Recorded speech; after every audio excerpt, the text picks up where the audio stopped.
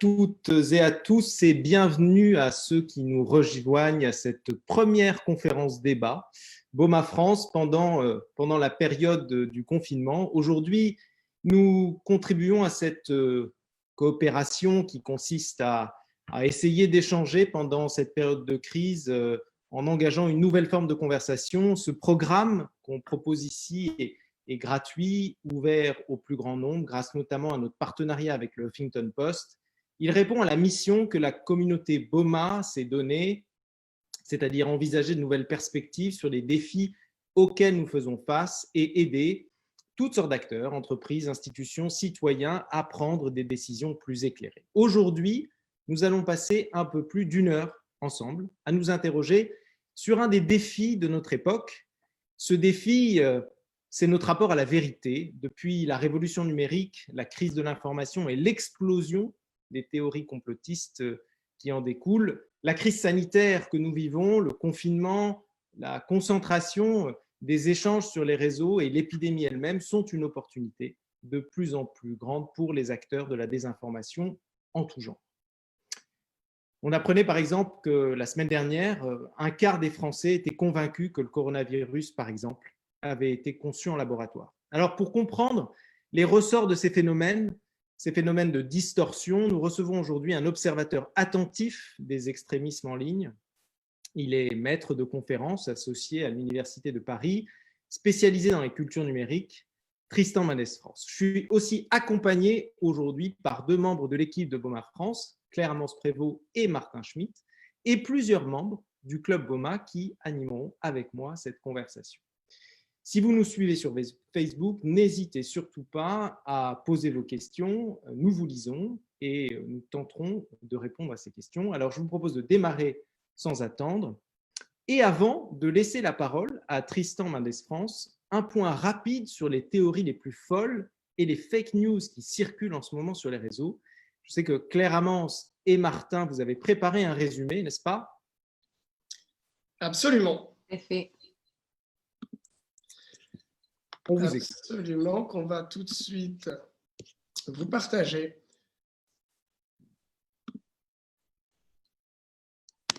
Hop. Alors effectivement, on a vu fleurir toutes sortes de fake news sur les réseaux sociaux ces derniers temps, en tout cas depuis le début de l'épidémie. La première, effectivement, concerne cette fake news que vous avez sans doute tous vu, qu'on a vu passer, qui concerne quelque chose qui est de l'ordre du remède. Là, je vais peut-être laisser, Claire, je vais te laisser expliquer un peu cette fake news. Alors, comme le disait en fait Martin, cette fake news, elle a été très très diffusée sur les réseaux sociaux, mais ce qui est étonnant, c'est qu'en fait, elle n'a aucun fondement. Cette image, elle provient d'un compte Twitter qui est certes certifié, mais l'image en elle-même est le fruit d'un montage issu d'un générateur de breaking news. Pour rendre encore plus crédible cette fausse information, l'image a été photographiée depuis un écran d'ordinateur pour imiter en fait une photo qui aurait pu être prise durant la diffusion d'un reportage à la télé. Cette information, elle a été tellement relayée qu'elle a obligé le ministère de la Santé à la démentir sur son compte Twitter. Une autre fausse information qui a été diffusée ces derniers temps est le fait en fait que le coronavirus serait la faute de la 5G. Et ceci, ça vient en fait d'un anthroposophe, Thomas Cowan, qui explique que chaque pandémie, ces 150 dernières années, correspond à un saut quantique dans l'électrification de la Terre. Pour la grippe espagnole, il y a eu l'introduction des ondes radio autour du monde. Pour la grippe de Hong Kong, il y a eu le lancement des satellites dans l'espace. Et pour le Covid-19, évidemment, la 5G.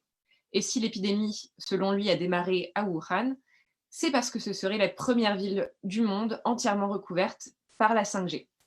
Cette fausse information, elle a ensuite été reprise et amplifiée par des théories sur, par exemple, le vaccin, qui serait en fait utilisé pour implanter des puces dans toutes les personnes qui se feraient vacciner. Et je crois, Martin, même que tu as encore plus d'informations sur le sujet. Oui, d'informations extrêmement bien vérifiées, bien sûr, non, de totalement, évidemment, fausses informations, mais ça va encore plus loin. Et ça, c'est une sorte un peu de serpent de mer aussi de la fake news, c'est-à-dire que on voit des théories qui vont jusqu'à dire que eh bien, finalement, nous respirons tous des biopuces dans l'air que nous respirons qui sont diffusées via ce qu'on appelle les chemtrails, qui sont les traînées laissées par les avions. Donc, les gouvernements se serviraient des avions pour diffuser comme ça des biopuces dans l'air que nous respirerions et qui seraient activées à distance par la 5G afin de choisir, de faire mourir des individus afin de contrôler la population mondiale. Alors, effectivement, c'est extrêmement farfelu, ça va très loin, et pourtant, vous voyez le nombre là, de vues de cette vidéo du docteur Thomas Cowan. Alors, évidemment, ça va même parfois encore un peu plus loin que ça. Évidemment, je parlais de serpent de mer. Un autre serpent de mer, voilà, des fake news, c'est bien sûr le rapport, les Illuminati, hein, vraiment la théorie du complot, je dirais, reine, et avec des choses effectivement amusantes qu'on peut trouver sur Internet. Évidemment, Corona, c'est 6 lettres. Si vous additionnez la valeur numérique de ces 6 lettres, eh bien, vous trouvez 66, 6, 66, 666, évidemment le chiffre de la bête. Alors, ce qui est effectivement un peu rigolo et troublant, c'est que ça marche aussi avec Covid-19. Si vous additionnez la valeur numérique des lettres de Covid, auxquelles vous retranchez moins 19, vous trouvez à nouveau 666. Voilà. Donc, c'est évidemment... Voilà, c'est utilisé n'importe comment, les gens s'en amusent beaucoup, mais des gens y croient beaucoup. Et parfois, le problème de ces fake news, c'est que ça peut démarrer comme une mauvaise blague et prendre une ampleur de dingue, comme a pu l'être peut-être effectivement la fake news de la cocaïne, mais parfois, c'est beaucoup, beaucoup plus dangereux avec des issues fatales. Claire, peut-être tu veux dire un mot là-dessus sur une autre news? Ouais. En effet. On a en fait une news qui est terrible pour le coup, parce qu'elle viendrait en fait, c'est une rumeur qui viendrait d'un tabloïd qui expliquait en février très faussement qu'un enseignant britannique s'était soigné du coronavirus avec du miel et du whisky. Cette fausse information a été combinée en fait avec des messages sur l'utilisation de désinfectants pour les mains à base d'alcool, et ça a amené les gens à croire que la consommation de boissons fortement alcoolisées pouvait éteindre le virus dans leur corps. Ce qui est terrible, sachant que à peine quelques millilitres de méthanol peuvent rendre aveugle et qu'à partir de 80 à 150 millilitres, le méthanol devient mortel. Cette fausse information a malheureusement coûté la vie à 300 personnes. Le bilan serait même plus lourd, on parle de 480 morts et 2850 malades. Les fake news peuvent mettre à mal notre santé, mais pas seulement. Certaines sont reprises et utilisées pour mettre en difficulté la cohésion nationale dont nous avons si besoin actuellement. Et oui, absolument, et ça va même plus loin. Enfin, effectivement, ça trouble la cohésion nationale. On a pu le voir d'ailleurs avec une fake news qui a été partagée notamment à Lyon. Au tout début du confinement, on voit que, alors, a priori, c'est plutôt des mouvements nationalistes qui auraient partagé une info disant qu'à l'heure où, évidemment, tous les lieux de culte étaient fermés, ou auraient dû l'être, et les églises étaient fermées, eh bien, seules les mosquées et les synagogues seraient restées ouvertes. Et alors là, on peut vraiment se poser la question de pourquoi faire ça, à qui est-ce que ça profite. Autant il peut y avoir des mauvaises blagues et autant il peut y avoir des choses extrêmement farfelues. Il y a une news qu'on voulait vous partager, on est passé un peu vite, je ne sais pas si Michel, on aura le temps de revenir dessus, mais effectivement, on voit que là, ça alimente la haine, clairement, ça veut diviser, ça veut alimenter la haine, et on peut se demander, mais pourquoi faire ça à un moment où, au contraire, il faudrait chercher l'unité nationale. Mais ça, c'est des questions auxquelles Michel et Tristan, vous allez sans doute évidemment répondre, j'imagine. Absolument, Martin, absolument. Alors, je ne sais pas si vous avez fini avec votre florilège de fake news. Il me semble qu'il y avait une fake news aussi sur les platistes, n'est-ce pas? Oui, alors ça, c'est une de nos préférées qui nous a beaucoup amusés. On peut évidemment vous la partager. Cette théorie est dingue, alors elle est plus marginale. Vous savez, ces platistes, hein, c'est les gens qui pensent que la Terre est plate, les flatters aux États-Unis, qui sont en opposition aux globistes, les gens qui pensent donc que la Terre est bien un globe. Et on a vu, voilà, cette news qu'on voulait vous partager, qui dit qu'en fait, comme la Terre est plate, c'est un plateau, et en fait, à cause du tourisme de masse, à un moment donné, il y a eu trop de touristes qui se sont retrouvés en Chine, et ça a déséquilibré ce plateau terrestre. Et le problème, quand on déséquilibrerait le plateau terrestre, c'est que forcément, l'eau des océans eh bien, coule d'un côté et vient appuyer sur les parois de glace qui entoureraient la Terre, et donc au risque de les briser et que l'eau se répande dans l'espace. Donc le confinement sera une manière de rétablir, voilà, le virus n'existerait pas, mais en revanche le confinement, lui, bien réel, servirait juste à rétablir l'équilibre de ce plateau. Donc voilà, effectivement, celle-ci est quand même assez formidable, nous a fait beaucoup rire quand on a préparé ça, mais n'en reste pas moins que si elles peuvent être amusantes, vraiment, les gens se trompent, parfois les gens les propagent en toute bonne foi, et on se retrouve vraiment avec des mises en danger de la vie des gens et de la mise en danger de cohésion de société. Et c'est ça qui nous inquiète. Et c'est le point que nous allons creuser avec Tristan Mendes France à présent. Tristan est un observateur attentif des extrémismes en ligne. Il est maître de conférences associé à l'Université de Paris. Il est spécialisé dans les cultures numériques. Tristan, bonjour d'abord. Bonjour tout le monde. Sur quel terreau les fake news et les théories du complot prennent racine et se développent? C'est effectivement peut-être l'un des phénomènes que je trouve les plus vertigineux, inquiétants, passionnants aussi. C'est que tout cet écosystème des fausses informations et des fake news incube en partie dans un environnement informationnel qui a été profondément bouleversé ces dernières années. Et il y a plusieurs points sur lesquels j'aimerais un peu insister. Il y a évidemment le rôle important des réseaux sociaux comme environnement d'accélération des fausses informations et le web en général, qui bouleverse encore une fois la façon dont l'information circule.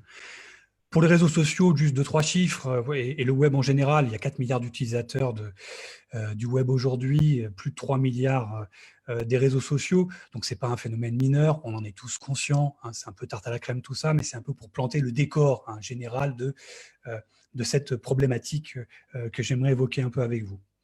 Alors, ce bouleversement de la circulation de l'information aujourd'hui, on peut peut-être la mettre en lumière avec 2-3, peut-être 1 ou 2 chiffres, peut-être même un chiffre qui tourne pas mal, mais que je trouve assez vertigineux. Il y a une institution qui a pignon sur rue, qui s'appelle le Pew Research, qui a estimé qu'aux États-Unis, plus de 68% des Américains, des adultes, accédaient à l'information prioritairement via les plateformes sociales, les réseaux sociaux.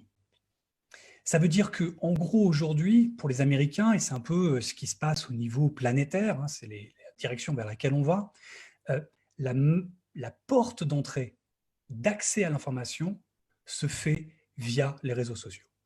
Et ça a des conséquences multiples, diverses et variées, un peu compliquées, et qui peuvent aussi avoir des côtés délétères. Alors, petite précision, je vais pas mal charger les réseaux sociaux, mais les réseaux sociaux ne sont qu'en partie le symptôme de quelque chose qui préexiste. Je dis ça parce que souvent, quand on charge un peu cet écosystème des réseaux sociaux comme étant la cause, disons, de la circulation de ces fausses informations, ils n'en sont que l'accélérateur. Il y a des raisons qui préexistent à tout ça. Je les évoquerai peut-être tout à l'heure. Alors, quelle est en gros la situation actuelle? En gros, on a une sorte de dérégulation massive du marché de l'information. L'information, il y a 30 ans, si on veut, il y avait, disons, des canaux à travers lesquels on s'informait qui étaient assez limitatifs, institutionnels, les médias, bref, les paroles d'autorité, d'expertise parfois. Tout ça a explosé, et ce n'est pas forcément une mauvaise chose, mais avec des côtés délétères, avec l'apparition du web et notamment des réseaux sociaux. Donc aujourd'hui, on a une multiplication, si on veut, des voix qui peuvent s'exprimer et qui peuvent être audibles, ce qui n'était pas le cas, encore une fois, il y a peut-être 20 ou 30 ans. Alors, cette multiplication des paroles sont aussi des multiplications de narratifs, c'est-à-dire que tout le monde peut s'exprimer, tout le monde peut avoir un point de vue, et tout le monde peut relayer la perception qu'il a d'un événement, quel qu'il soit. Évidemment, vous voyez venir, mais évidemment, à chaque fois qu'il y a un épisode dramatique, quel qu'il soit, tout le monde peut avoir un point de vue. Super, c'est la démocratie, tout le monde a le droit. La seule chose, c'est que toutes ces paroles s'expriment dans un environnement où il y a un nivellement absolu de toutes les paroles. Toutes les paroles se valent en ligne. Mon tweet vaut le tweet de quelqu'un d'autre, qui vaut le tweet d'une institution, qui vaut le tweet de n'importe quel politique ou laboratoire. Ça vaut un tweet. Un tweet ne vaut pas plus cher qu'un autre tweet. Il est accessible au même titre. Alors après, il y a une viralité différente, mais en tout cas, dans ce marché-là, il y a un nivellement, en tout cas, des paroles d'autorité. Multiplication des voix qui peuvent s'exprimer. Et quand on dit multiplication, encore une fois, je vous parlais d'un marché dérégulé, ce qui fait que quand moi, je viens m'informer dans ce marché dérégulé, ben, je fais face à des myriades d'interprétations d'événements, quels qu'ils soient. Si je ne suis pas familier des sources d'information, si je n'ai pas une pratique rigoureuse de ce à quoi je m'informe, des comptes auxquels je suis abonné sur les réseaux sociaux, évidemment, mon champ des narratifs, mon champ des narrations que je vais pouvoir lire va être extrêmement varié, et faire le tri là-dedans, ce n'est pas du tout évident. Autre point, cet espace est un espace ouvert. Juste une petite remarque que je trouve assez vertigineuse. Notre marché de l'information aujourd'hui est totalement dérégulé et ouvert au monde. Il est ouvert au monde notamment du fait que nous sommes une démocratie. Une démocratie imparfaite, toutes les démocraties sont toujours imparfaites, mais notre démocratie et nos démocraties occidentales sont extraordinairement plus ouvertes que les régimes autoritaires. Et nous sommes un espace dans lequel tous les acteurs, à la fois nationaux et internationaux, peuvent venir jouer. Les paroles de tout acteur de la planète qui veut s'exprimer sur le coronavirus en France le fait sur un compte Twitter en français, et il va venir dans notre arène informationnelle en France. Cette ouverture-là rebat un peu les cartes des jeux d'influence au niveau international, parce qu'évidemment, il y a des acteurs qui ont des agendas et qui vont pouvoir profiter de cet espace dérégulé. Donc là, ce qui fait toute la beauté de notre démocratie, c'est-à-dire d'être assez ouverte, elle est critiquable, mais elle est extraordinairement plus ouverte que d'autres régimes, est aussi une faiblesse et un danger potentiel, parce que des acteurs extérieurs peuvent venir, ou même nationaux, mais extérieurs peuvent venir jouer et essayer de créer la confusion sur notre territoire. Autre petite chose, là je vous parle des réseaux sociaux, il y a peut-être, alors il y a le web en général, les réseaux sociaux, il y a un point sur lequel j'aimerais beaucoup insister, c'est que les réseaux sociaux, c'est un terme un peu générique, un peu global, mais qui englobe des choses de nature très différente. Il y a la partie immergée de l'iceberg, qui sont les réseaux sociaux auxquels on a accès, auxquels tout le monde a accès. Ce que vous pouvez lire en ligne, ce qui est public. Mais il y a tout un univers caverneux, invisible, très difficile d'accès et d'analyse, que sont les messageries en ligne, qui font partie de la famille des réseaux sociaux, mais qui, eux, sont dans cet iceberg, qui sont cette partie qu'on ne voit pas, qu'on a du mal à estimer, et à l'intérieur de laquelle, là, pour le coup, se diffusent énormément de fausses informations. Il y a eu pas mal d'actualités autour de WhatsApp ces dernières années. WhatsApp et les ravages que WhatsApp peut susciter ou faciliter, je ne sais pas, en Inde ou ailleurs, ou même en France. C'est ces fameux messages qui sont envoyés par vos proches en messagerie. Et encore une fois, ça, c'est sous le radar, c'est très difficile à analyser, tout simplement parce que personne n'y a accès. C'est des messageries sécurisées, donc moi je ne peux pas lire ce que vous partagez et envoyer évidemment à vos amis, vos proches, ce que votre oncle vous a envoyé sur WhatsApp ou sur une autre messagerie comme Messenger. Et tout cet espace-là est un espace aussi qui est assez inquiétant, encore une fois, parce qu'il n'y a aucune régulation à l'intérieur de cet écosystème-là. Et c'est un point sur lequel je crois qu'il faut garder un œil. Alors, autre chose que j'aimerais souligner, c'est que toute cette problématique des fausses informations qui circulent sur les réseaux sociaux sont aussi le symptôme de quelque chose qui préexiste et qui est un mal lié à nos démocraties, qui est évidemment la perte de confiance dans les acteurs traditionnels de l'information. Les sondages le montrent, la confiance que les Français accordent dans les médias, ce qui ne veut rien dire, mais bon, dans les médias ou les paroles d'autorité, les paroles publiques, est extrêmement faible.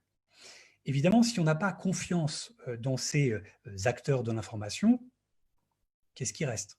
Il reste la jungle, il reste tout le reste. Il reste cette pampa dérégulée de l'information dans laquelle on va plonger et piocher tous ces différentes narratifs qui nous sont proposés, en dehors des narratifs, entre guillemets, qu'on perçoit comme étant officiels. Surtout dès que les gens parlent de vérité officielle, ou de médias officiels, ou de médias mainstream, en dehors de ça, oui, on peut critiquer ça, mais si on ne s'informe pas à travers ce type de médias-là, quelles sont nos sources? C'est tout le reste. Je ne dis pas que tout le reste n'est pas fiable. Il y a des gens qui ne sont pas des médias, il y a des gens, des individus qui sont extrêmement fiables en ligne et qui font un travail extraordinaire. Mais le problème, c'est de les identifier et d'estimer leurs paroles par rapport à d'autres. Et ça, ce n'est pas toujours facile à faire. Alors, autre point sur lequel j'aimerais un peu insister, c'est que dans cet écosystème, encore une fois, où il y a un nivellement des paroles d'autorité, je vous disais un peu, toutes les paroles se valent. En fait, pas tout à fait. Et c'est même parfois quelque chose d'inverse qui se passe. Il y a une hiérarchie qui se crée un peu en ligne, et vous l'avez tous constaté, et on peut le constater tous, c'est que, notamment sur les réseaux sociaux, le témoignage d'un individu pèse parfois plus cher ou a une traction virale beaucoup plus puissante qu'une parole officielle d'autorité. On a plein d'exemples comme ça. Le dernier en date ici, c'est cette vidéo de cet individu sur Facebook, un individu comme tout un chacun, qui a partagé une vidéo expliquant que le Covid-19 avait été probablement créé en laboratoire par l'Institut Pasteur ou je ne sais quoi. Enfin bref, tout un truc délirant. Bon, sa vidéo a été vue des millions et des millions de fois. Pourquoi est-ce que ce type de vidéo arrive à faire plus de vues que des vidéos institutionnelles? Eh bien, je crois qu'il y a un phénomène assez répandu, en tout cas dans les réseaux sociaux, qui est qu'on considère qu'un individu qui s'exprime est probablement plus crédible parce qu'il est sincère et probablement pas motivé par un agenda idéologique ou qu'il n'est pas lui-même l'objet de pression de lobby. Il est supposé être plus indépendant qu'un média officiel, un média qui s'exprimerait ou qu'une institution. Dès qu'un expert s'exprime, souvent on va avoir quelqu'un qui va dire « oui, mais cet expert est payé par qui ? Quels sont ses financements? Est-ce qu'il n'a pas déjà été payé par un labo un jour ?» Et donc toute parole d'expertise devient suspicieuse. On a une suspicion sur la parole d'expertise parce qu'on lui imagine un agenda secret, un lobby, le big pharma qui serait derrière lui. Et on considère que la parole d'un individu lambda, alors qu'il n'a aucune expertise lui-même, n'a pas de savoir fondé, lui, probablement, dit la vérité. Et donc, ce type de témoignage, malheureusement, gagne en viralité et en traction de façon faramineuse. Autre point qui explique cette viralité particulière, cette visibilité, cette survisibilité de paroles totalement périphériques de gens qui ne sont pas des experts, c'est aussi la façon dont l'information circule dans ces espaces sociaux. Et c'est un peu tarte à la crème, mais il faut garder ça un peu à l'esprit. Ce qui est extraordinaire, c'est que cette vidéo qui a été vue des millions de fois a été partagée par de simples individus qui recommandent cette vidéo auprès de qui? Auprès de leur petite communauté, de leurs abonnés, avec la force de recommandation qu'elles ont auprès de leurs quelques abonnés. Et ça, c'est la matrice profonde de la circulation aujourd'hui de l'information. C'est des gens lambda, des individus, qui vont simplement recommander à leurs proches, avec le crédit énorme que ces individus ont auprès de leur petite communauté, en leur disant « cette vidéo est dingue, regardez-la ». Et cette recommandation, évidemment, la personne qui la reçoit, elle-même, va recommander peut-être ce contenu un peu plus tard à d'autres. Et c'est cette circulation-là qui permet une traction, une visibilité excessive à certains contenus qui sont toxiques. Tristan, nous commençons à avoir quelques questions. Une question de Pierre Abrusini du Club Boma. Pierre, est-ce que… Il faut que tu actives. Voilà, allô. Voilà. Oui, bonjour, salut à tous.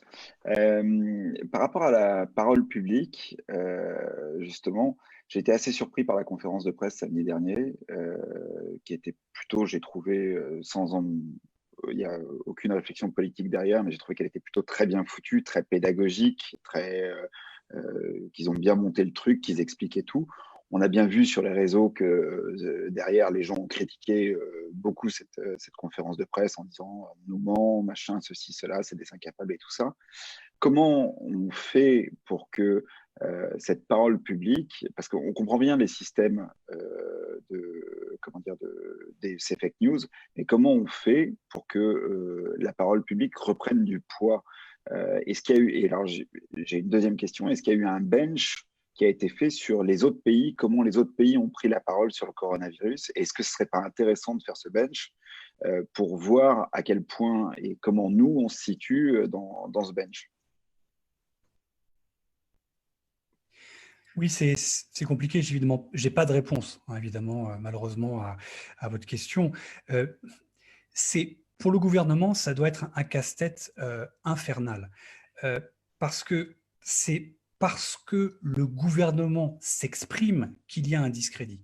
Il faudrait, j'ai envie de dire que dès que une parole, encore une fois, qui relève du gouvernement s'exprime, il y aura toujours ceux pour qui le gouvernement n'est pas une source crédible. Il y a une masse de Français pour qui le gouvernement, dès qu'il s'exprime, n'est pas crédible. Eux, on ne pourra rien faire. Le gouvernement ne pourra rien faire pour les convaincre qu'ils sont sincères dans leur démarche. Alors, il y a peut-être une possibilité, l'une des rares possibilités, c'est de ne pas s'exprimer et de laisser parler des médecins et des experts. Mais ça, pour un gouvernement, c'est encore une fois une problématique parce qu'il y a une injonction à ce que le gouvernement s'exprime. Une partie des Français ne comprendrait pas que le gouvernement ne s'exprime pas quotidiennement. Mais une autre partie des Français vont considérer que ça, c'est une gymnastique politique pour essayer de faire oublier, je ne sais pas, les gilets jaunes, faire oublier les problèmes liés aux retraites, etc. Donc, en tout cas, ça doit être un casse-tête. Je n'aimerais pas être au gouvernement aujourd'hui parce que je ne vois pas de solution simple à un problème qui est un problème systémique profond, de base, de discrédit général envers toute parole d'autorité. Donc, je ne vois pas de solution. Je ne vois pas d'ailleurs de gouvernements étrangers qui s'en tirent mieux que d'autres. Après, ce qui est plus facile, peut-être parfois, c'est dans les régimes autoritaires, quoique, encore une fois, il faut voir comment la parole est perçue. Mais dans nos démocraties, je crois qu'on est vraiment pris dans la parole publique est prise dans une situation qui est un casse-tête dont je ne vois pas de solution simple. Une autre question de Guy Philippe Goldstein. Oui, bonjour, merci pour l'exposé. Une question en fait liée vraiment à l'actualité aujourd'hui. On voit, on parlait de régime autoritaire, on voit la Chine, la Russie qui se mettent aussi à jouer au jeu des informations. Il y a un article très intéressant dans le Wall Street Journal hier qui montrait que, par exemple, histoire de mettre sur la touche la Pologne, la Russie envoyait des fake news pour dire aux Italiens que les Polonais ne voulaient plus les aider. Bon. Donc ça, c'est le cas Pologne-Italie. Est-ce qu'on a vu passer ce type d'opération de désinformation en France aujourd'hui, où on pourrait penser qu'à nouveau, c'est des acteurs tels que la Russie, voire même la Chine, qui essaieraient un petit peu d'agiter dans le landerneau? Alors, je vais être précautionneux, mais en tout cas, pour ce qui est de la France, oui, il y a au moins un cas facile dont je parlerai tout à l'heure, qui est celui de la Chine. Là, c'est flagrant parce que c'est au vu de tous et tout le monde va pouvoir le voir et le vérifier. Après, pour la Russie, il y a toujours des débats infinis sur quand il y a des actions qu'on suppose provenir de la Russie, c'est toujours compliqué d'en être 100% certain. Donc là, je serai précautionneux. On sait que voilà, je donnerai 2-3 exemples tout à l'heure dans la deuxième partie de l'intervention, mais en tout cas, il y a des faisceaux d'indices très forts que des acteurs pro-russes, qui dépendraient peut-être et probablement de la Russie, poussent des fausses informations pour créer de la confusion, pour pousser le discrédit des citoyens envers leur propre gouvernement, et en général avec une stratégie qui est plutôt assez simple, qui est de créer une confusion généralisée. C'est-à-dire qu'on ne sait plus trop ce qui est vrai de ce qui ne l'est pas. C'est rarement des opérations, enfin ça existe, c'est rarement des opérations ponctuelles pour déstabiliser une chose spécifique, ça existe, mais c'est plutôt en général de multiplier les narratifs pour créer la confusion auprès de ceux qui sont exposés à ces informations et après qu'ils ne sachent plus très très bien ce qui est vrai de ce qui ne l'est pas. Est-ce qu'il y a une autre question, peut-être, dans l'Assemblée? Martin, peut-être une question? Oui, moi j'ai une question, Tristan. Vous disiez qu'effectivement, vous ne voyez pas de solution voilà, sur cette question de défiance envers les gouvernements, etc. Moi, je me pose quand même la question suivante, c'est qu'il y a un certain nombre de médias qui essaient de démonter effectivement ces fake news avec plusieurs systèmes effectivement de preuves. Vous parliez tout à l'heure de la preuve de l'expérience, c'est assez bien connu effectivement en rhétorique. C'est une preuve, par exemple, dans l'art du débat qui est difficile à remettre en cause, alors que même aujourd'hui, on sait que la parole des experts peut l'être. Est-ce qu'on ne pourrait pas imaginer que le gouvernement pourrait faire la même chose? Il y a des cellules aujourd'hui de communication de crise, etc. Ce qu'on ne pourrait pas imaginer, mais pas seulement en temps de crise, mais peut-être tout au long de l'année, tous les jours, qu'il y ait effectivement des gens qui travaillent là-dessus, peut-être en lien avec des médias, des experts, et prendre aussi de l'expérience, des experts, etc., pour eh bien, se battre presque avec les mêmes armes, finalement, et démonter de manière méthodique, scientifique, finalement, ces fake news et réinstaurer, peut-être, j'en sais rien, pourquoi pas, une certaine confiance, puisqu'on voit que c'est beaucoup aussi, ces fake news viennent beaucoup de groupes de gens qui sont en combat contre le gouvernement. Hein. On voit toutes les fake news dans les groupes des gilets jaunes, notamment, etc. C'est souvent monté en défiance par rapport effectivement au gouvernement ou aux élites. Est-ce que c'est quelque chose qui pourrait être mis en place, à votre avis?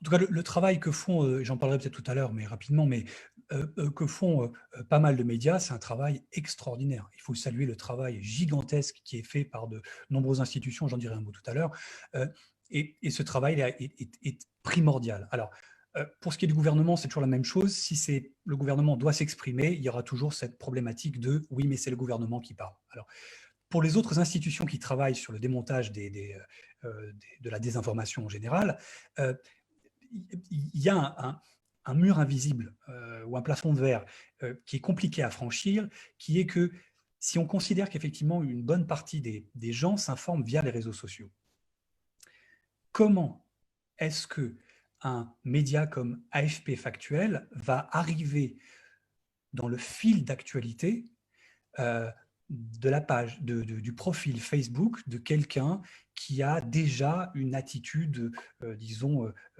une posture déjà complotiste. Cet individu ne sera pas abonné à la page AFP Factuel.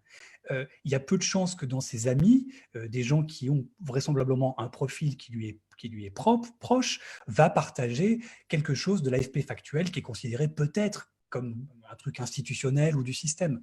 Donc le problème, c'est de passer un peu ce plafond de verre que produisent en partie les réseaux sociaux, pas que, hein, parce qu'évidemment les gens qui sont énervés de base, mais en tout cas les gens même qui seraient pas tout à fait énervés, mais un peu tangents, il faut qu'ils soient exposés au travail fait par d'autres institutions et organisations et médias.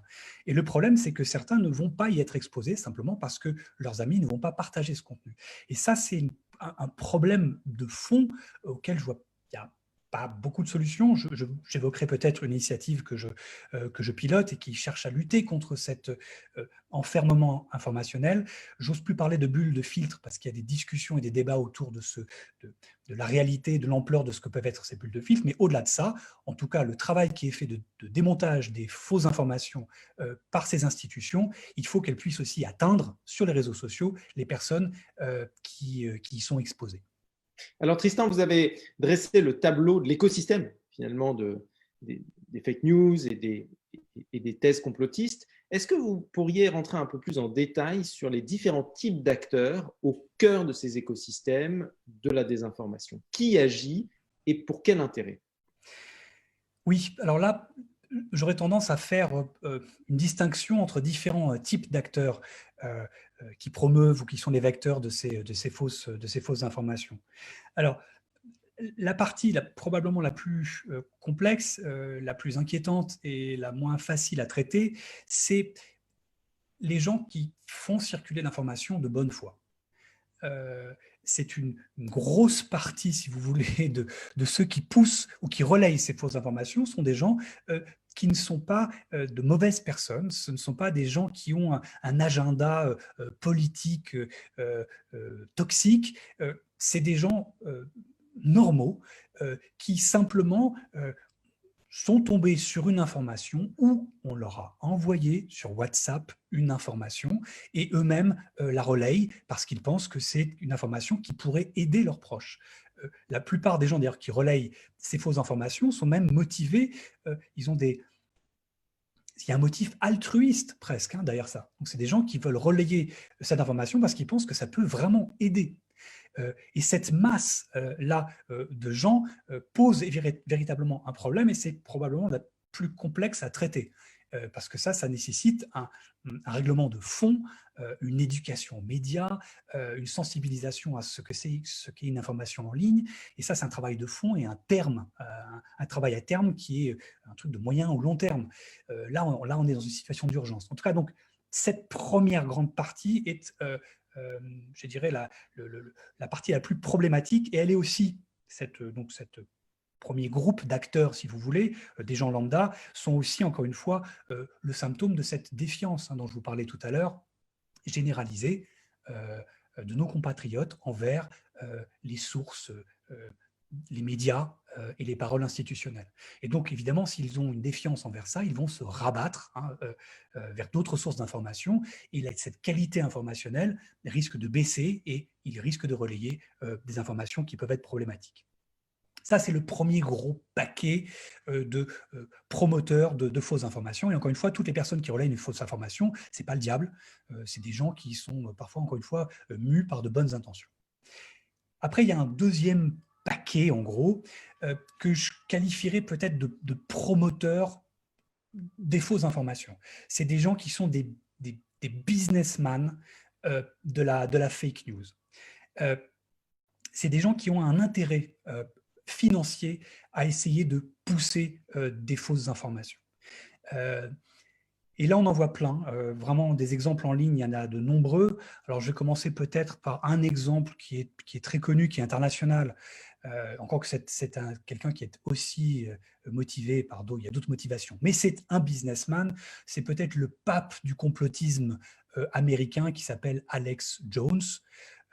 Donc, vu que je parle à un grand public, j'essaie d'être... voilà, je vais vous expliquer qui est ce personnage. Donc, c'est un complotiste proche, qui a été proche en tout cas de Trump. Et c'est quelqu'un qui est un multimillionnaire et qui est à la tête d'un empire médiatique, et à la tête d'un empire, d'un business.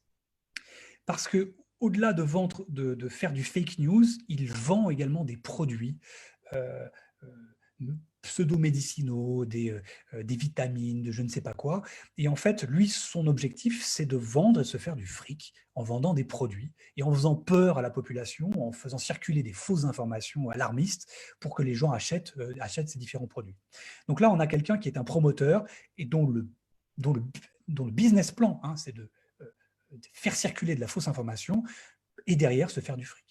En France, on a d'autres exemples un peu comme ça. Alors, c'est des gens qui sont conscients ou pas. On a un YouTuber que je trouve assez inquiétant, qui a quand même un demi-million d'abonnés sur YouTube. YouTube, qui est un réseau social, je rappelle, qui s'appelle Casas Novas et qui pousse des traitements alternatifs pour les maladies et qui, évidemment, lui, derrière, vend des services et des produits. Et ça, je trouve ça, évidemment, inquiétant, d'autant que lui parle du coronavirus, à des propos que je trouve extrêmement dangereux.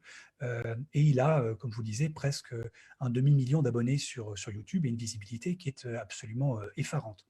Dernier petit exemple de ces businessmen, de ces promoteurs de la fake news, et j'en reparlerai peut-être, mais on a Alain Soral, qui a été condamné quand même multiples fois par la justice française. Peut-être pas trop la peine d'insister trop sur le personnage, mais ce que vous savez peut-être pas, c'est que c'est un vendeur. Il a des magasins en ligne. Il a un magasin bio où il vend des produits. Il a un magasin aussi, une édition de bouquins à côté de ça. Enfin bref, un éditeur. Et c'est quelqu'un qui va utiliser les fausses informations, les fake news et la haine en ligne pour essayer d'agréger un peu de l'audience et ramener cette audience vers ces plateformes de vente. Je rappelle au passant que Alain Soral, qui est un épiphénomène de notre société, on ne doit pas penser Alain Soral matin, midi et soir, a quand même un site qui fait 3 à 4 millions de visiteurs par mois, 3 à 4 millions de visiteurs par mois, et c'est un site qui est probablement un des premiers, parmi les premiers sites politiques français, et ce site-là, évidemment, est une machine à sous, hein, avant d'être un environnement toxique de diffusion de la fake news. Dernier peut-être paquet dans ces acteurs, il ne faut pas mésestimer, et là il y a des chiffres assez intéressants, il y a énormément d'acteurs qui sont en train d'utiliser cette séquence, notamment coronavirus, et notamment pas mal de fake news, pour pousser des scams en ligne, hein, pour essayer c'est des hackers qui en ligne vont essayer soit de vous vendre des faux produits, soit essayer de vous vendre des produits magiques et puis, je sais pas, dévaliser votre carte bleue. Bref, et il y a un chiffre qui m'a marqué, il y a une structure qui s'appelle Bitdefender, qui a estimé que la cyber-malveillance autour du coronavirus en ligne a augmenté en mars de 475%. Donc là, on a une myriade d'acteurs qui vont essayer de vous vider le portefeuille avec des actes de cybermalveillance et qui vont évidemment utiliser notamment évidemment le support des fake news pour essayer de se faire un maximum de fric. Donc là, on a, disons, tout un écosystème de gens qui vont profiter de cette séquence-là pour essentiellement se faire du fric. Dans la dernière partie, je parlerai des façons qu'on a de pouvoir lutter contre ça. Alors, on a plusieurs questions, je crois, de Facebook, issues de Facebook.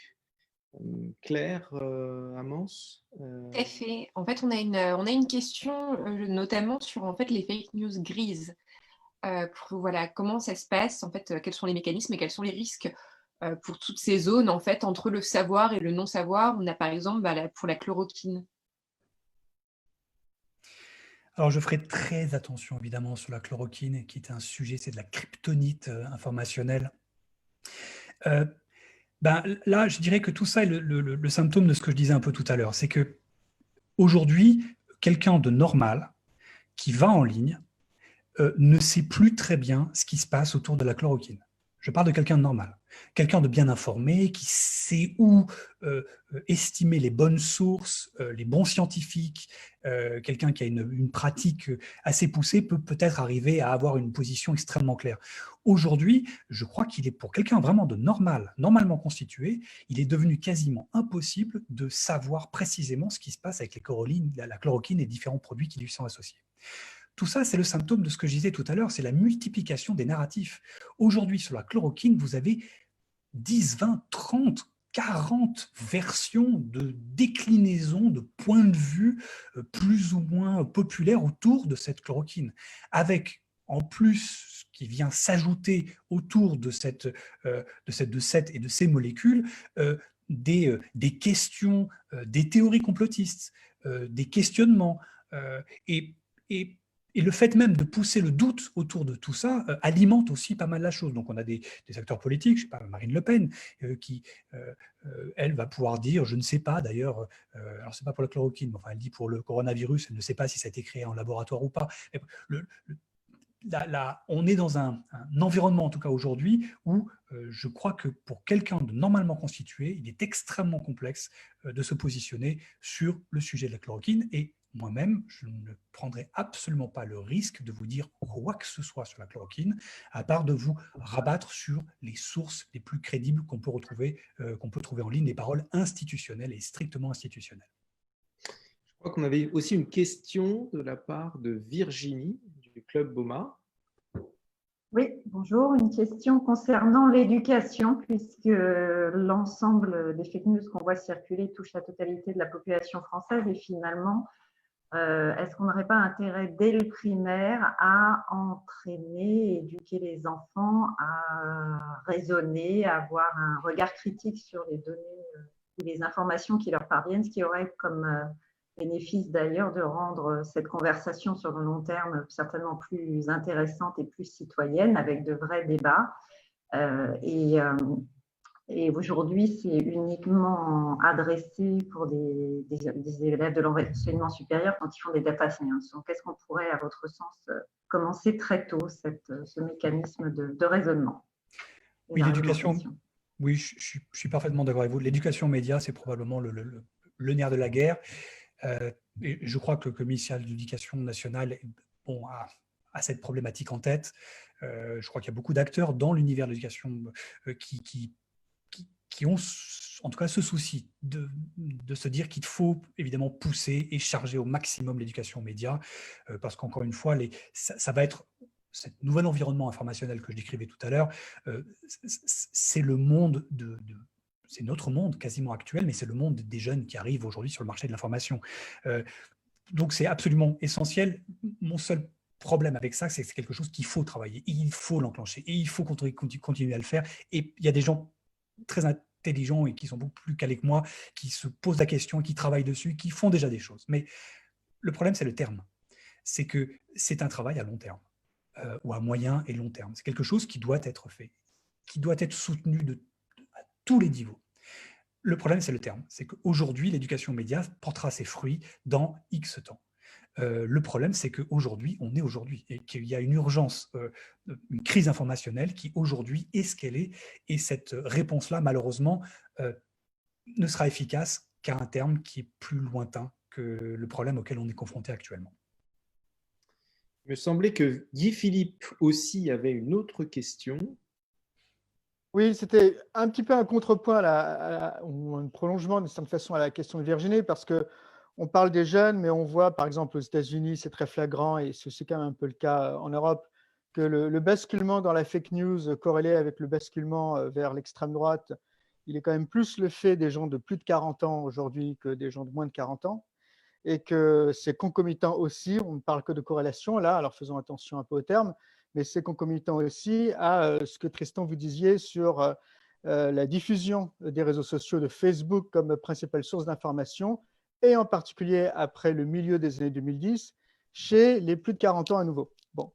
Et donc, juste pour prolonger la question de Virginie, il faut évidemment s'occuper des gens jeunes, mais il faut peut-être aussi s'occuper des gens plus âgés qui sont ceux qui vont voter pour l'extrême droite. Qu'est-ce qu'on peut faire pour les plus de 40 ans ? Oui, c'est vrai qu'il faut toujours faire un petit peu attention.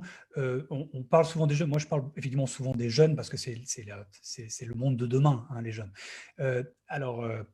Mais les personnes plus âgées, évidemment, elles-mêmes sont pas plus hermétiques à certaines diffusions de fausses informations.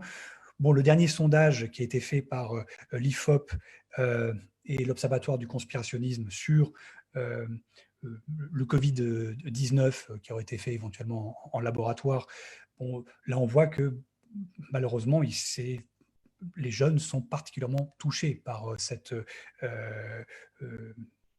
par ces postures, disons, potentiellement conspirationnistes.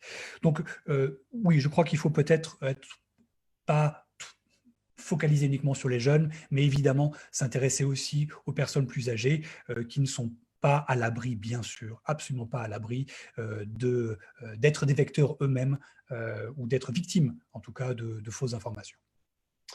Tristan, peut-être qu'on peut aborder les solutions. Quels axes d'action nous avons pour lutter contre les thèses complotistes et les fake news ? Oui, alors peut-être juste avant d'enchaîner là-dessus, il y avait peut-être un point sur lequel j'aurais juste voulu revenir, c'était sur les acteurs étatiques qui peuvent être à l'origine de la diffusion de fausses informations. Vous savez, je vous avais dit qu'il y avait à la fois des gens lambda qui pouvaient faire circuler, il y a des gens qui sont des promoteurs, des businessmen des fausses informations, et il y a aussi, et là ce que je trouve assez inquiétant, c'est les acteurs qui ont un agenda politique et idéologique, et notamment les acteurs internationaux. Là, j'aimerais juste donner un ou deux exemples. Il y en a un qui me tient à cœur parce que je l'ai pas mal suivi ces derniers temps. Ce sont des acteurs étatiques qui vont utiliser les réseaux sociaux pour diffuser de fausses informations. Et là, j'attire votre attention peut-être sur un exemple que vous pourrez aller vérifier vous-même sur Twitter, qui est l'exemple de l'ambassade de Chine en France sur Twitter. Et là, donc, on a une parole officielle. Hein, il n'y a pas de, on ne peut pas tortiller, c'est un compte certifié. Et là, donc, on a une parole de propagande qui vient d'un État étranger et qui vient sur le marché de l'information français pour y délivrer sa propre parole.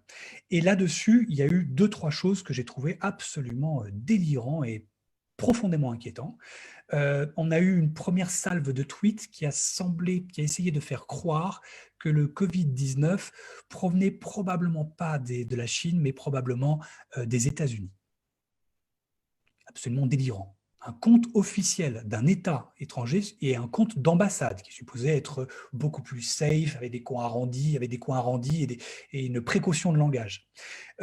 Ce même compte, d'ailleurs, quelques jours après, a tweeté que il y avait des médecines alternatives chinoises qui étaient efficaces contre le coronavirus. Je n'ai rien contre les médecines alternatives et contre la médecine chinoise, mais dire qu'elle est efficace aujourd'hui, sans preuve, hein, juste lâcher ça comme ça, c'est quelque chose d'extrêmement dangereux, parce que certaines personnes pourraient se dire, bah tiens, plutôt que je vais tenter ces produits-là, ces graines ou ces plantes ou je ne sais quoi.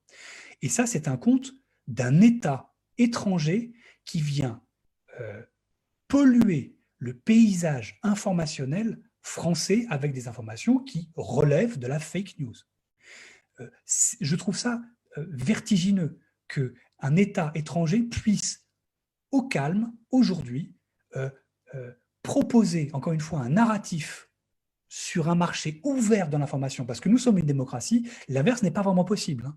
Je vois mal comment l'ambassade de France en Chine, sur un compte Weibo en Chine, lui, pourrait pousser des fausses informations en Chine. Et je pense que le compte sauterait en quelques secondes.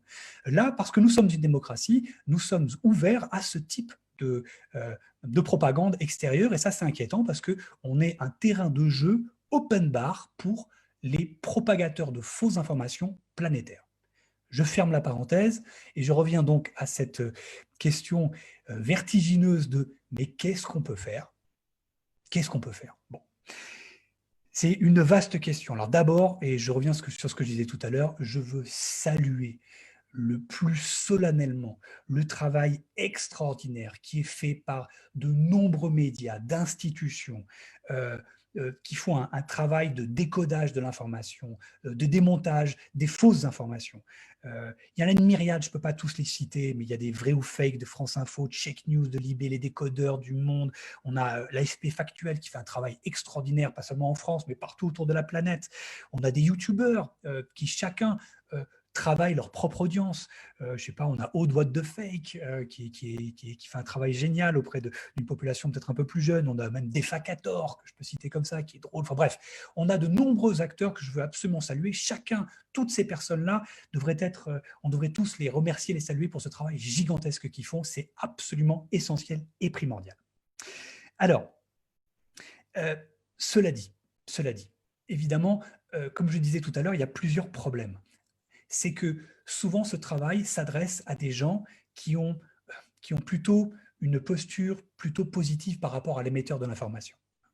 Quelqu'un qui va s'abonner à un compte, je ne sais pas moi, un compte YouTube de démontage des fausses informations, c'est quelqu'un, j'ai envie de dire, qui a déjà une démarche saine par rapport à l'information. Quelqu'un qui va suivre le compte Check News de Libé sur Twitter, c'est quelqu'un qui a déjà une posture attentive sur cet écosystème de l'information. Le problème, c'est tous les autres. Ceux qui ne sont pas abonnés à ces comptes, ceux qui ne voient pas le travail extraordinaire qui est fait par toutes ces institutions, ces agences. Alors, ce que je peux éventuellement citer, c'est les quelques initiatives que je pilote. Et il y a peut-être 2 volets que je trouve assez intéressants. Il y a un premier volet qui est d'attaquer les vecteurs de la circulation des fausses informations au portefeuille. L'essentiel des plus grands promoteurs planétaires des fausses informations ont toujours quelque chose à vendre. Il y a toujours des goodies, un truc, un bouton de don. Il y a toujours un process de fric impliqué dedans. Et donc, s'attaquer à cet écosystème économique, c'est assécher potentiellement leur potentialité toxique. Et je vais parler d'une initiative que je pilote et qui est inspirée, et là je ne peux pas ne pas les citer, qui est inspirée par une initiative d'un collectif américain d'anonymes qui s'appelle les Sleeping Giants, qui a commencé aux États-Unis. Il y a une antenne en France. Je pense que pas mal de gens, si vous n'avez jamais entendu parler, vous allez chercher ça en ligne, vous trouverez leur compte très facilement. Ils font un travail assez extraordinaire et leur principe opérationnel, c'est simplement de focaliser, ils font d'autres choses, mais enfin, pour l'essentiel, ils vont focaliser sur un site qui promeut des discours de haine, par exemple, en ligne. Ils vont voir les publicités Google qui apparaissent sur ce site, et s'il y a une entreprise qui a pignon sur rue qui apparaît en publicité sur ces sites toxiques, ils vont inviter leurs membres ou ceux qui les soutiennent à interpeller sur les réseaux sociaux l'entreprise en lui disant est-ce qu'elle est OK que sa pub apparaisse sur ce site et donc finance ce site. Et c'est quelque chose qui marche très très bien. Donc il y a une antenne en France, les Sleeping Giants France, qui font la même chose en ciblant certains sites, et ils ont d'autres actions aussi un petit peu à côté. Et donc l'initiative que je pilote aujourd'hui, qui est une initiative de l'Observatoire du conspirationnisme et qui s'appelle Stop Hate Money, est une initiative qui fait un peu ce que fait Sleeping Giants, mais avec notre propre savoir-faire et avec les données que nous, on a, les datas qu'on a, les cartographies que nous, on peut avoir de notre côté. Et avec Stop Hate Money, on s'attache pas mal à faire des petites enquêtes et des focus. Et on a démontré, par exemple, et on a rendu public, je vous donne 2 exemples rapides, on a réussi à démontrer que, et on a révélé que, par exemple, Alain Soral, qui se fait plusieurs dizaines de milliers d'euros par mois de dons sur son site en ligne. En fait, lorsque vous faites un don sur son site, l'argent ne va pas à la structure Égalité-Réconciliation, qui est sa structure à lui, qui est ce site, mais l'argent, en fait, part dans une association complètement obscure, suisse, totalement indépendante, et l'argent, en fait, part là-bas. On ne sait pas ce qui devient, on ne sait pas qui c'est qui le reçoit, où est-ce que ça va par la suite. Et cette association, en plus, est hébergée à la même adresse que l'avocat en Suisse d'Alain Soral. Un montage financier obscur, évidemment, le rendre public, c'est essayer, évidemment, d'empêcher que ces montages financiers se fassent et que Alain Soral se fasse du fric et se fasse un fric fou qui lui permet, évidemment, de louer des moyens, d'avoir des gens, des vidéastes, etc., et d'avoir une toxicité extrêmement dangereuse. Dernier exemple que je peux vous donner avec les enquêtes qu'on fait avec Sleeping, avec Stop Hate Money. Là, on a révélé que Dieudonné, il se trouve que Dieudonné est en train de vendre des masques depuis hier. Il vend des masques. Et il se trouve que les masques qu'il vend sur sa chaîne YouTube, enfin qu'il vend, il promeut une boîte qu'il dit être chinoise qui vendrait à un prix extraordinaire des masques. Et il se trouve qu'on a découvert que cette entreprise chinoise dont il parle est une entreprise qui est en fait hébergée à Hong Kong et qui a des liens avec son fils, le fils de Dieudonné, qui lui-même est derrière une autre initiative que promeut Dieudonné, d'une crypto-monnaie qui s'appelle le Cestrel. Et que ce soit ces masques ou cette crypto-monnaie très polémique, très toxique, ce sont 2 modalités qui permettent à la famille de Dieudonné de se faire de l'argent sur des informations qui sont extrêmement floues, voire des choses qui relèvent un peu des fake news. Et donc, en rendant ça public, évidemment, nous, avec Stop Hate Money, on essaye de mettre le doigt sur le mécanisme de financement de cet écosystème toxique, putride des fausses informations en ligne. Alors, on a plein d'autres actions. On va interpeller, je ne sais pas moi, Deezer et Spotify, parce qu'eux permettent à, pourquoi pas, Dieudonné et Soral de diffuser des sonores, des podcasts. On va interpeller la FNAC qui vend des produits problématiques ou qui met en avant des produits problématiques qui mettent en avant des fausses informations ou des choses un peu toxiques, haineuses. Bref, on va vraiment s'intéresser à tout l'écosystème de financement des discours de la haine et des discours des fake news en ligne. Dernière initiative, et j'arrête là-dessus, c'est Riposte, c'est le nom de code qui est un deuxième projet qui a été lancé encore une fois par l'Observatoire du conspirationnisme. C'est un dispositif qu'on a mis sur pied. On a réussi à obtenir des coupons publicitaires de la part de Google et de Bing pour pousser des résultats sponsorisés dans les moteurs de recherche de Google et de Bing.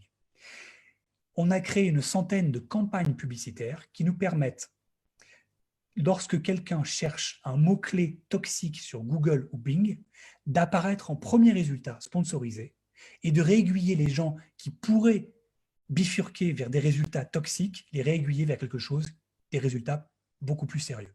Donc, on a fait des campagnes avec des termes ahurissants, le nouvel ordre mondial. On a commencé des campagnes avec le coronavirus et les juifs, enfin des choses, bref, délirantes, des mots-clés que les gens pourraient taper sur les moteurs de recherche et essayer de les réaiguiller, de les envoyer vers du contenu que nous, on a travaillé, qui est certifié, qui est beaucoup plus sérieux. Ça, c'est une initiative assez originale. Je pense qu'on est les seuls à faire ça pour l'instant en France sous cette forme-là.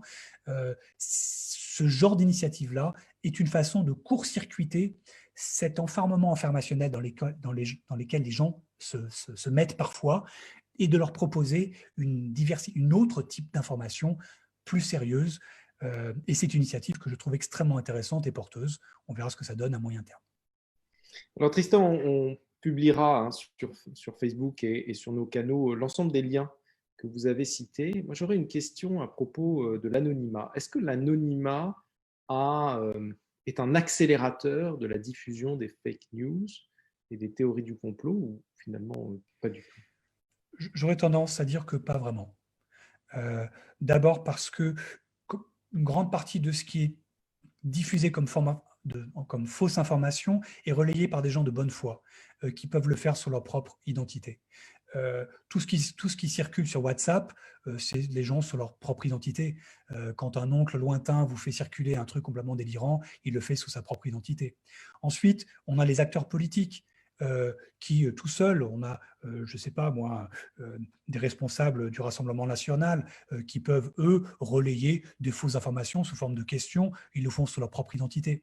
Donc, je pense, à titre personnel, je ne dirais pas que l'anonymat est un accélérateur. Alors, il permet bien évidemment, intuitivement, c'est ce qu'on ressent tous, évidemment, quelqu'un qui crée un compte Twitter en 2 secondes peut lâcher, vomir n'importe quoi en se disant, bon, il y a peu de risques que je me fasse avoir. Donc oui, ça peut faciliter, disons, certains